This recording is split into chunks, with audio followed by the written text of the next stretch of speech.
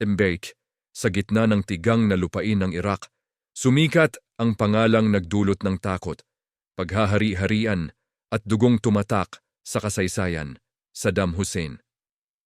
Noong 1979, umupo siya bilang pangulo, ngunit hindi iyon ang simula ng kanyang kapangyarihan. Matagal na siyang anino sa likod ng kontrol, isang lider na matalas ang isip, ngunit mas matalas ang kamay sa pagpapanatili ng takot.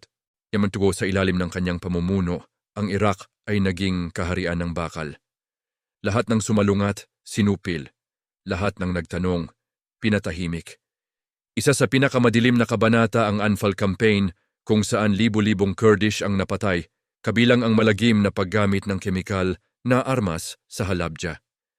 Sa isang iglap, ang hangin na dapat nagbibigay buhay ay naging lason na kumitil sa buong komunidad. Ang lupa ay nagmistulang libingan at ang katahimikan ay nagsilbing saksi sa malupit na pagpatay. Hindi rin nakaligtas ang mga kalaban sa politika. Mga opisyal na minsang nakaupo sa parehong mesa, kalaunan ay idineklarang traidor at pinatay sa loob mismo ng palasyo. Para kay Saddam, ang kapangyarihan ay hindi lamang trono.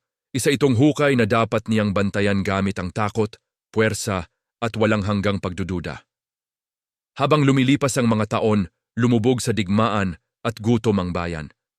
Ang mga pamilya ay nagdurusa, habang ang rehimeng kanyang itinaguyod ay patuloy na ipinipilit ang lakas at kontrol.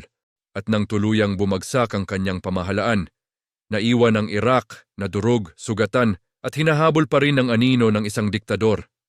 Ito ang kwento ni Saddam Hussein, isang lider na kumapit sa kapangyarihan sa pamamagitan ng takot, at isang bansa na hanggang ngayon ay unti-unting bumabangon mula sa mga bakas ng kanyang paghahari.